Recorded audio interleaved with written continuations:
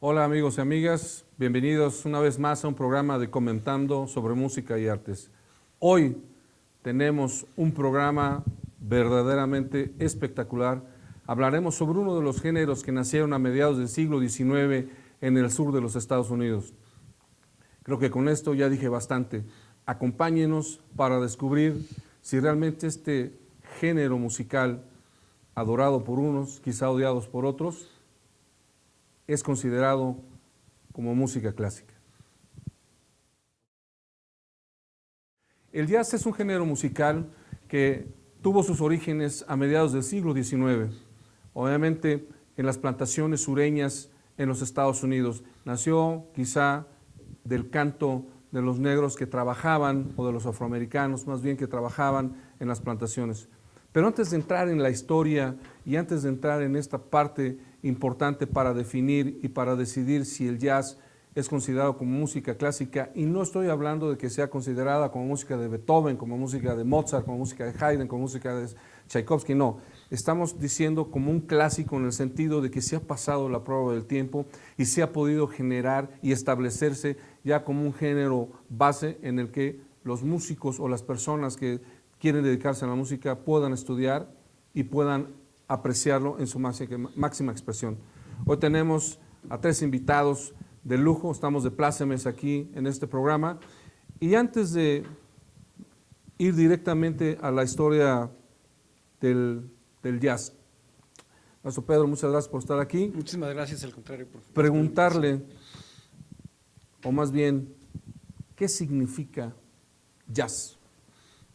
Ok, bueno, es una pregunta un poco amplia y complicada porque, digo, a lo largo de la historia del jazz se ha mezclado con tantas cosas, ha crecido para todos lados, ha sido como una especie de esponja que absorbe todo lo que está a su alrededor, ¿no? Entonces, obviamente es un género que creo yo que tiene dos cosas como base, como muy importantes. Uno es el lenguaje armónico, que es un lenguaje armónico como muy específico, sofisticado y que tiene un sonido muy particular.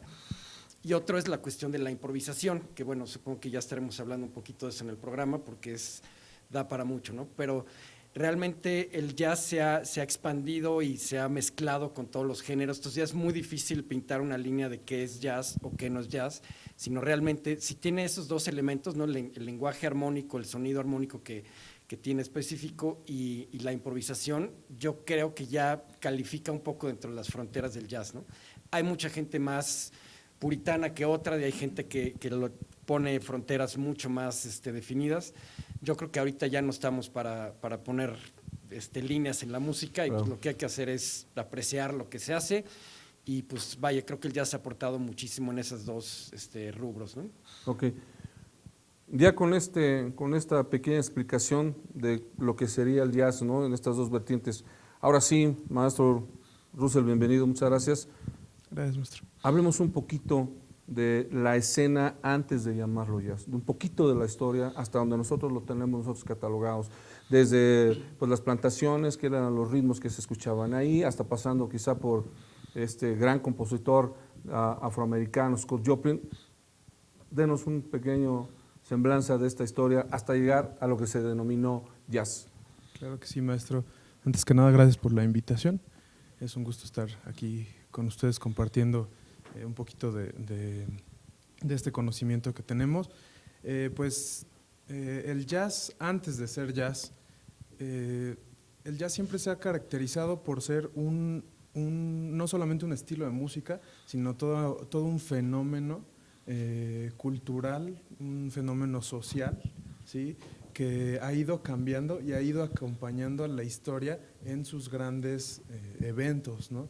Desde el jazz estuvo presente en la Segunda Guerra Mundial, el jazz estuvo presente en la Guerra Civil en los Estados Unidos, ¿no? Entonces, entendiendo esta parte, pues el jazz llega a nuestro continente, llega mediante la música africana que traían las personas que venían como esclavos, venían a manera de esclavos, venían en embarcaciones que ya en Estados Unidos ya se empezaba a a ver eso mal, ya empezaba a ser ilegal esa parte. Y al llegar estas personas, se mezclan dos vertientes de la música, que son los ritmos afroamericanos. Estos ritmos tenían muchos tambores, ritmos ya sincopados, era una música que no se conocía en América en ese tiempo. Entonces, antes de ser jazz, se empieza a combinar este tipo de música, esta música muy tradicional de África, y se empieza a combinar con una música muy clásica, ¿sí? Lo que estaban viviendo en Estados Unidos en ese momento, ¿sí? Ya había pasado todo el género clásico, ya existía, ¿sí? Y entonces se empieza a hacer una mezcla y empiezan a estudiar los músicos que tenían esa ascendencia, empiezan a poder estudiar y acercarse a los conservatorios de música, y entonces es así como comienzan este tipo de estilos como el ragtime.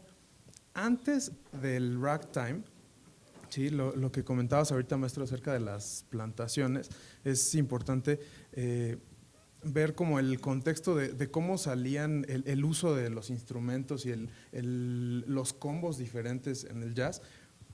¿Por qué eran? Era porque estaban en medio de una guerra, ¿no? Entonces, por ejemplo, la batería como tal en el jazz sale a partir de estas cuestiones. Ese sonido, y no me lo vayan a tomar a mal, como burdo en el instrumento, sale a partir de eso, sale a partir de que recogían un tambor de la guerra, y eso era lo que usaban para estar tocando, ¿no? Entonces, esto, digamos, un poco del contexto de qué estaba pasando. Algo importante que mencionó el maestro Pedro es acerca del jazz como una esponja que absorbe todo lo que ve. Y aquí estaba pasando esto, o sea, llegan las personas afroamericanas a manera de esclavos a América, y entonces empiezan a educarse y empiezan a tener este conocimiento armónico ya más profundo, combinado con toda su ascendencia, con todos los ritmos que ya traían en la sangre. Es como comienza el jazz, y esto antes de ser jazz. Ok. Como vemos, muchas de las, quizá de los ritmos que antecedieron al jazz, como hablan los maestros, es estas plantaciones en que ellos mismos muchas veces fabricaron sus propios instrumentos porque llegaron sin nada, o sea, eran esclavos los que traían, y ellos mismos prepararon. Y después, con el tiempo, evolucionó quizá el ragtime. Digo, a lo mejor ustedes lo han escuchado, o por lo menos por ahí saben de esto. Hay un gran ragtime que se llama The Entertainer, escrito por Scott Joplin, que muchas veces estaba en los teléfonos cuando lo ponían uno de espera, o salió en la famosa película El Golpe, que se tradujo aquí. Entonces, eso era el ragtime, y eso es lo antecesor quizá a lo que conocemos como el jazz. A partir de 1910 empieza ya ciertas agrupaciones a considerarse como parte de lo que todavía estaba gestándose para hacer el jazz, ¿no? Sabemos que inició en el sur, hubo ciertas prohibiciones, había lugares en los que sí permitían, ¿no? Recordemos que en 1865 se declara ya pues la esclavitud, ya se dice que ya no más esclavitud. Entonces empiezan a emigrar los afroamericanos, empiezan a emigrar a otros lados. Un lugar donde después fue, pues obviamente, Nueva Orleans. Se fueron de ahí a San Luis, inclusive después de tiempo emigraron a Chicago. Pero, maestra, preguntarle, ¿para qué primero existían estos grupos? O sea, ya vimos que fueron las plantaciones como una canción de protesta, quizá decirlo así, ¿verdad? Pero ya es que se libera la esclavitud, ¿para qué utilizaban estos grupos y más o menos qué es lo que contenía un grupo de esta naturaleza? Pues sí, en este caso, bueno, es uno de los puntos de la historia del jazz que más disfruto, porque como decían los maestros, justo al unirse la música africana con la música occidental o la música orquestal, debemos de recordar un punto histórico también muy importante que antecesor al ragtime se da, que es el gospel, que viene justamente después del work song o la canción de trabajo. La canción de trabajo justamente estaba en las plantaciones y esa canción se utilizaba muchas veces para llevar mensajes escondidos. Algunos, como bien sabemos en la historia, eran espirituales, pero otros eran mensajes escondidos que decían horarios, puestas de sol o rutas para poder escapar en la noche. Entonces, las primeras agrupaciones vocales más bien eran una cuestión de necesidad por correr a la libertad. La siguiente parte, ya hablando del gospel, que justamente tiene una vertiente ahí muy interesante y casi, como dicen, junto con pegado al blues, solamente que el blues se queda ya con una temática de tristeza, de todo esto, y el gospel más bien es esa canción de esperanza. Estas agrupaciones también son propiamente de vocales, porque como bien dijo el maestro, muchos ni siquiera podían, como en su calidad de esclavos, ni siquiera podían agarrar un piano, un violín, una guitarra, o sea, eso era, claro que no era posible. A partir de que se declara la abolición de la esclavitud, pues sí, en efecto, como toda abolición o erradicación de alguna situación difícil, ¿no?, en la sociedad, pues es paulatina, no es de golpe, de efecto inmediato. Entonces, obviamente, pues estas agrupaciones se van haciendo con instrumentos, con esta unión de los tambores y de todas estas cosas, junto con las voces que iban tocando y estas guitarras que empezaban ya a sonar. A veces agarraban estos cuellos de botellas o de vidrio, estas cosas para hacer sonidos a una guitarra, ¿no? Entonces, me parece que la grabación más vieja que podremos escuchar de esto es como de 1920, me parece, pero es así súper vieja y es como la recopilaron para una de las ediciones del Festival de Jazz de Montreal, la recopilaron y la tienen ahí como en la entrada de este filme, ¿no? Pero bueno, estas agrupaciones se iban dando o se iban gestando en tanto iban haciendo incluso, vamos por la parte de la voz, incluso iban haciendo imitaciones de lo que en la canción de trabajo habíamos escuchado y de lo que después en estas canciones de esperanza, en el gospel también escuchábamos. Entonces, como era tan natural esta cuestión del canto en el esclavo, no importaba si era hombre o mujer, era su forma de hacer música, era lo que tenían para hacer música. Aparte, bueno, a lo mejor no hemos hablado un poquito sobre el ring shout, ¿no?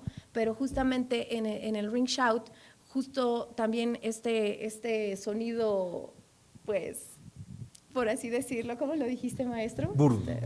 Sí, burdo, ¿no? Como, no, a lo mejor así un poquito,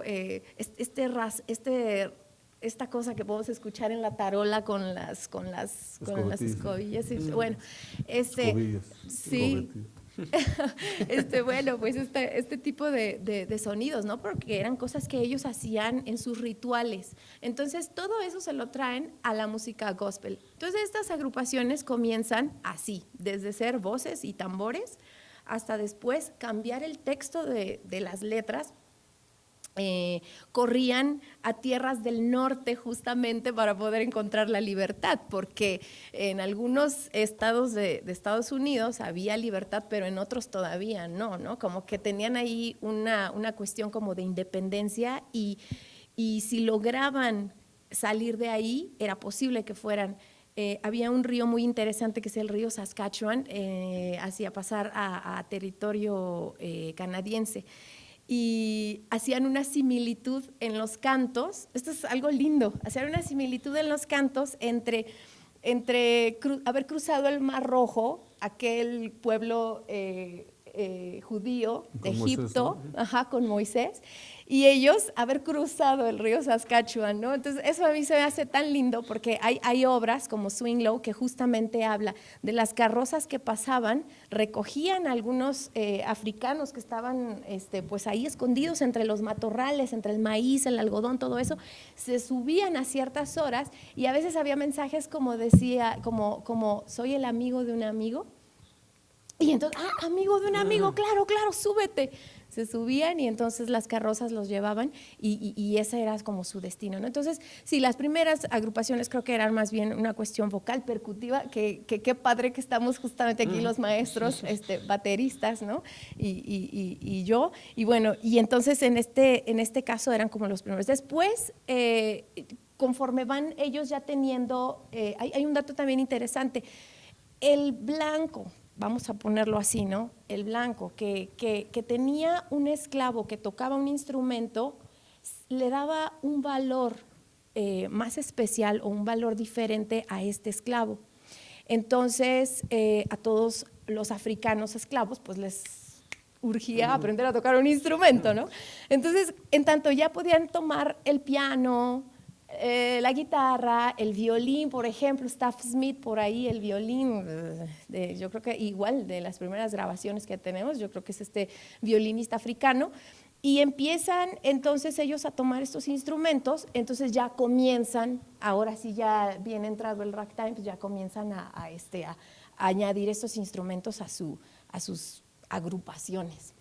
Sí, interesante también esto que hablamos de las agrupaciones, porque primero tenían 3 instrumentos básicos, ¿no? Que era la tuba, la corneta y el saxofón, ¿no? Después se agregó la corneta y se agregó el bajo y el clarinete, ¿no? Inclusive hasta el trombón después como instrumentos primarios de lo que fue pues del antecesor del jazz como grupo. Vino el ragtime y todo era con piano, en aquellas famosas pianolas que tenía, con Scott Joplin, ¿no? 1904 estamos hablando, que compuso toda una serie de ragtimes él.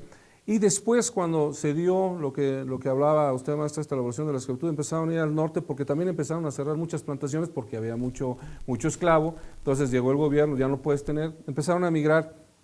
Y esta gente del norte tenían unas tradiciones en que llevaban a la gente, como aquí en muchos lugares de México, cuando muere una persona, vamos a hacer la procesión, entonces era como música muy solemne y de regreso ya era música más alegre, ¿no?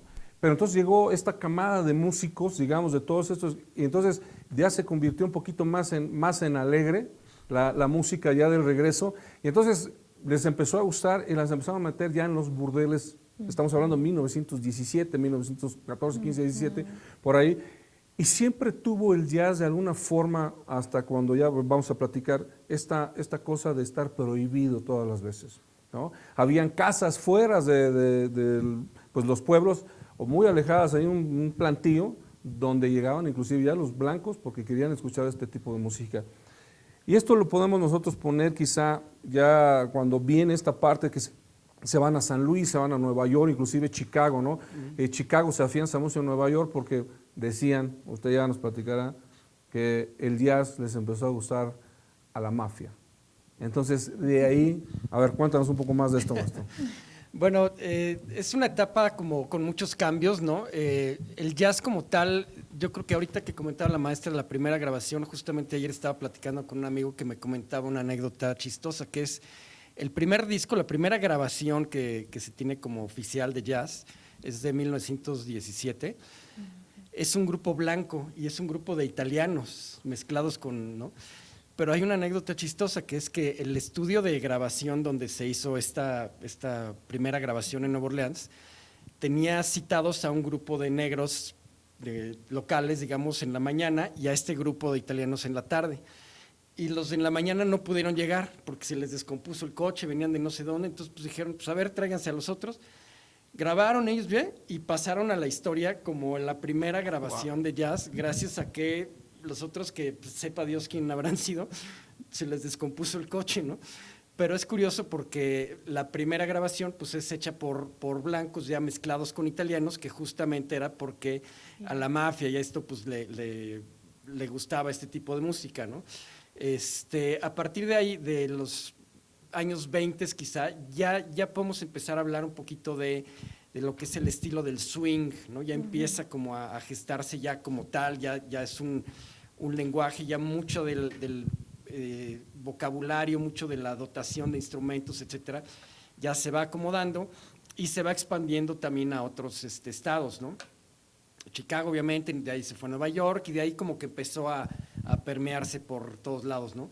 Hasta el punto en el que yo creo que el jazz tuvo por lo menos unas 2 décadas que se convirtió en la música más popular de Estados Unidos. O sea, es la música que oían los jóvenes, es la música que iban a los bailes, o sea, así como hoy en día es la música pop que está en el radio y todo eso, fue el jazz durante de los años 20, 30 y quizá 40 todavía como totalmente popular, ¿no? Era la música muy así aceptada por todo el mundo y obviamente pues ya de ahí se expandió a todo el mundo y ya de ahí pues creció para todos lados, ¿no? Pero pues básicamente yo creo que los años 20 son como el semillero de lo que es el lenguaje ya de jazz, ya se puede empezar a hablar de las improvisaciones, surgen las big bands, ¿no? Que fue en los años 20 y de ahí hasta los años 50 pues fue las orquestas de jazz que tenían así como la máxima popularidad, ¿no? Y bueno, pues de ahí ha pasado por miles de etapas, ¿no? Y algo que menciona, maestro, y ahorita para que nos hables un poquito más, maestro, creo que en los años 30 es cuando ya comienza a los nombres importantes. O sea, tenemos pues muy poquitos, antes de eso eran como agrupaciones, ¿no? Pero ya a partir de los años 30 ya nombres importantes, Duke Ellington sale, Count Basie sale, sale el mismo Louis Armstrong sale, ¿no? Benny Goodman, claro, hablando de grandes bandas, Glenn Miller inclusive, o sea, ya se empieza a hacer otro tipo entre lo que es la gran banda y sobre todo el swing que mencionaste. Esto de las grandes bandas, ¿a qué se debió? ¿De dónde surgió? ¿Por qué? Sabíamos que antes en el Dixieland en Nueva Orleans, ¿no? Tenían un banjo, tenían eso, el piano, banjo y bajo. Después se agregó la batería, ¿no? Porque pues, era más fácil siempre llevar un grupo que pudiera moverse, no que algo que no se pudiera mover, ¿no? A lo mejor eran pues, pequeños tambores ahí que tenían para darle pues, el swing que le decimos al swing. Pero, ¿de dónde nace esta idea de ya hacer una gran banda que ya tienes pues casi una orquesta completa, digo, de alientos, ¿no? Junto con la batería, pero tienes saxofones, tienes trompetas, en fin, ¿por qué? De la necesidad de estas gentes de hacer música y muchos de ellos, ¿no? La mayoría, pues, como dijo Maestro, pues eran blancos, ¿no? O sea, sí empiezan a tener quizá en un submundo, pero hay muy pocos afroamericanos que empiezan a tener este éxito, pero sí lo logran, porque ya es más personal, ya hay un sello característico, ¿no? Lo que ya conocemos ahora como un sello característico. Cuando uno escucha a Duke Ellington, dice, pues este es Duke Ellington, ya no lo comparas con nada más. Benny Goodman igual, con su clarinete, ¿no? Glenn Miller con su famosa orquesta que hizo, inclusive repercutió en México muchos años después con Luis Arcaraz, que también hizo su Big Band, por supuesto, ¿no? Inclusive ganó un tercer lugar en Nueva York, pero ¿por qué sale? ¿De dónde viene esta necesidad de esta Big Band cuando antes los grupos eran más pequeños? Yo creo que más que ser una necesidad, fue como una evolución. O sea, se completa esta parte de esta fusión que se empezaba a dar años antes con la música clásica. Entonces ahora llegan las estructuras del jazz, ya no hay el prejuicio de que tocar jazz es malo. Al contrario, en ese tiempo, a partir de los 30, el decir soy músico era órale, qué padre, ¿no?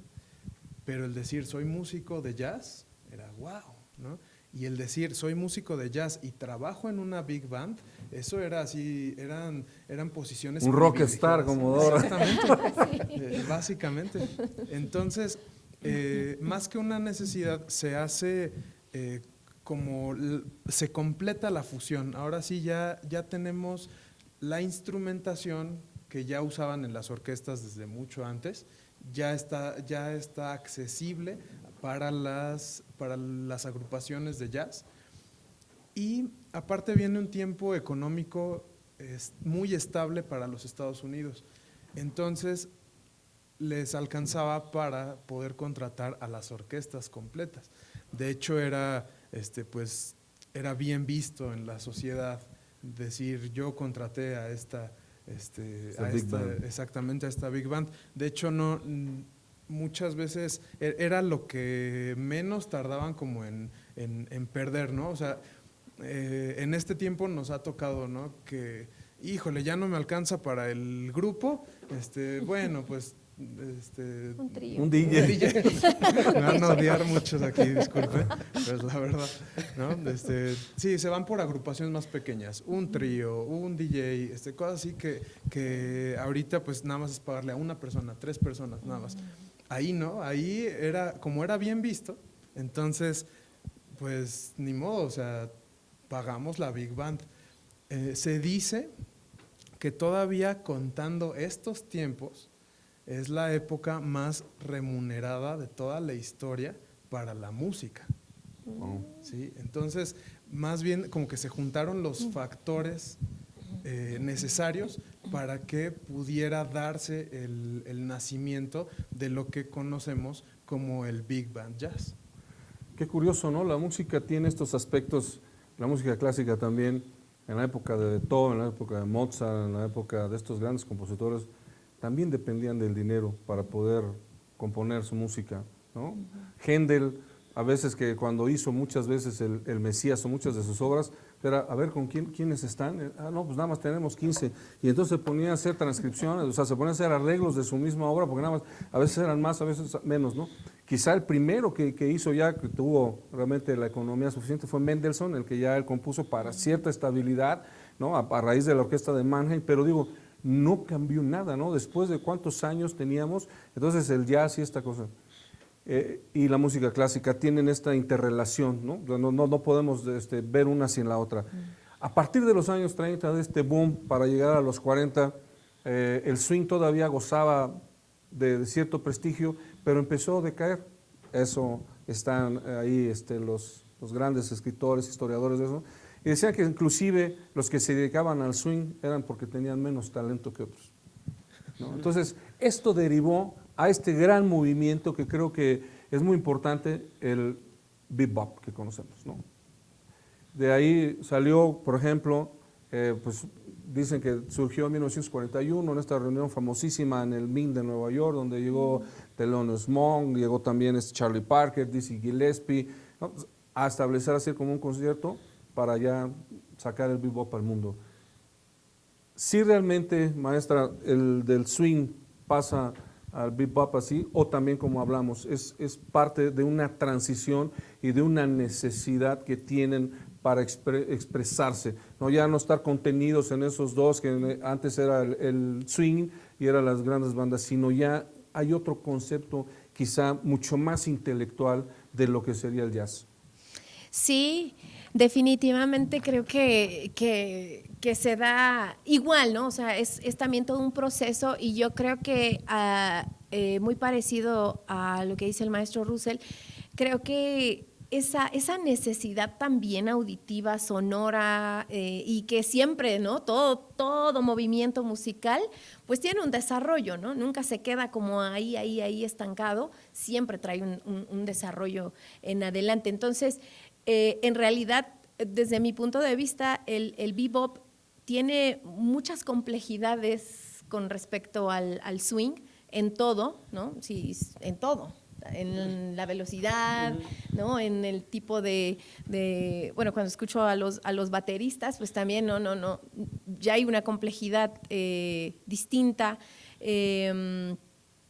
a lo que nosotros, bueno, llamamos el groove, ¿no? Y cómo vamos llevando el tiempo también. Ya las líneas de improvisación, pues también tenían que ser al doble de la velocidad que estábamos generalmente escuchándolos al swing, ¿no? Entonces, yo creo que son dos cosas. Una, el mismo desarrollo y lo que es importante decirlo también porque porque creo que mucho de esto no solo lo definimos los músicos, sino lo define la gente que gusta de nuestra música o la gente que gusta de la música, ¿no? Ellos mismos también van pidiendo cosas y los músicos vamos viendo qué es lo que le va gustando a la gente, ¿no? O sea, yo entiendo que a lo mejor habrá posturas un poquito más, no, yo hago lo que a mí me gusta y si a los demás les gusta, que bueno, pero la verdad es de que nos gusta que les guste, ¿no? Desde mi punto de vista muy personal, es algo lindo, ¿no? Entonces yo creo que ese mismo movimiento hace esto y por otro lado, yo creo también el llevar técnicamente al músico a, no diría yo a otro nivel como por desprestigiar, ¿no? Y decir, ay, sí, los que tocan swing, como esto que se decía, ¿no? Porque vamos, el swing sigue siendo maravilloso y lo seguimos tocando hasta nuestros días, ¿no? Lo seguimos cantando y lo seguimos tocando, lo seguimos componiendo también incluso. También, ¿no? Y bailando también, Mucha claro. gente ni siquiera sabe, ponen un ritmo de swing, pero están bailando y ni siquiera saben qué es swing, ¿no? Sí, Pero claro, se sigue. claro, lo bailan como cumbia. Me ha tocado ver. Ok, el caso está, o como rock and roll, ¿no? También digo, bueno, eso ya le hace un poco más justicia. Pero bueno, a lo que iba es que yo creo que también esta parte del desarrollo técnico de los músicos, ¿no? Hay algo bien interesante que platicaba el maestro Russell, al ya empezar a tener ciertamente un tipo de pedagogía, no como de la que ahorita hablamos, ¿no? Que hay libros y ejercicios y tutoriales y profesores y todo, pero ya había ahí una cuestión técnica que sí venía también de haber abrazado muchos músicos que ya se habían tocado obras clásicas a sus diferentes instrumentos, y entonces cuando llega esta parte del bebop, bueno, pues entonces tanto trompetistas, pianistas, saxofonistas ya tenían un entendimiento técnico muy diferente a lo que los primeros, cuando se comienza a cocinar, ¿no? De lo que estamos hablando, la historia del jazz. Hablando de los desarrollos que tuvieron los instrumentos que menciona, creo que también es importante decir que otro instrumento que también pasa a ser, como muchas cosas también en la música clásica, instrumentos solo de acompañamiento, ya tener un lenguaje, ya tener una personalidad, es la batería. ¿Qué cambios surgieron? ¿Qué es lo que fue lo que modificó? ¿Y por qué se tuvo que modificar? O también la misma necesidad de expresión de cada uno, porque antes pues el saxofonista pues ahí, ¿no?, echaba el solito, como decimos nosotros, después pasa al otro, el bajista, pero la batería no tenía esta dimensión que a partir de estos años, ¿no?, generó y hasta la posteridad, ¿no? Claro, bueno, la batería no hay como una fecha en la que se diga empezó en tal año, ¿no? O sea, como que fue evolucionando de los instrumentos de marcha, ¿no? Que había el que tocaba el bombo y el que traía la tarola, y etcétera. Entonces, como que lo fueron juntando y se fue armando algo similar a esto. Yo creo que ya para los años 20 más o menos ya estaba como algo similar a lo que es una batería, pero siempre ciertamente era pues algo como medio de acompañamiento, etcétera, ¿no? Por ahí hubo como algunos intentos, pero yo creo que el parteaguas lo hizo un baterista que se llama Gene Krupa. En la orquesta en la orquesta de Benny Goodman. Gene Krupa fue como una personalidad muy carismática, ¿no? O sea, aparte de que era un muy buen baterista y pues fue de los que desarrolló un poquito el lenguaje, era como una personalidad así muy llamativa y tuvo como lo que se le llama el primer solo o aparición de batería ya como instrumento solista, ¿no? Que es una pieza que se llama Sing, Sing, Sing de Benny Goodman, muy conocida en el jazz, ¿no? Yo creo que ese es como el parteaguas, ¿no? De que entonces todo el mundo como que empezó a querer imitarlo, ¿no? Y empezaron a surgir varios bateristas pues ya como virtuosos y solistas, ¿no? Digo, siempre la batería ha sido un instrumento mayormente de acompañamiento, ¿no? O sea, no es que sea un instrumento solista, pero ya se empezaron a dar espacios, se empezó a generar como esa cultura del baterista virtuoso, ¿no? Y de ahí surgieron muchos más, ¿no? El ejemplo quizá más conocido es un baterista que se llama Buddy Rich, ¿no? Que era, digo, tremendamente virtuoso, hasta los estándares de hoy en día es como reconocido como uno de los grandes de la historia, y él eventualmente pues también ya fue líder de su banda, hizo su propia big band y pues como que le abrió el camino para que ya muchísimos bateristas después pues siguieran adelante, ¿no? Ahorita pues la lista es enorme, pero yo creo que eso fue como fue evolucionando. Jim Krupa abre el camino y pues de ahí ya se abre más, ¿no? Hablando de todos estos vertientes que se empiezan a gestar, ¿no? Viene el hard jazz, viene infinidad de movimientos que hace el jazz, quizá lo que tenemos ahora. Pero en específico para ti, maestro, porque eres muy joven, ¿qué es lo que te lleva al estudio del jazz? ¿Cómo decides? ¿Cómo dices, bueno, yo quiero ser baterista y aparte de jazz? Wow. Pues me gusta mucho las habilidades que tenemos que desarrollar para poder tocar un estándar de jazz. El buscar estar innovando es parte de, ¿no? Y eso viene pues muy como en nuestro ADN, ¿no? O sea, pues los humanos siempre hemos estado evolucionando hacia cosas más modernas, ¿no? Dicen, por ejemplo, que las big bands se quedaron solamente con músicos blancos, porque los músicos afroamericanos se aburrieron, ¿no? O sea, dicen eso, o sea, como era ya todo escrito, si ves partituras para big band, cada detalle en cada instrumento está escrito. Me atrevería a decir que es de los únicos estilos en el jazz que están escrito todo lo que se va a tocar, excepto por los solos.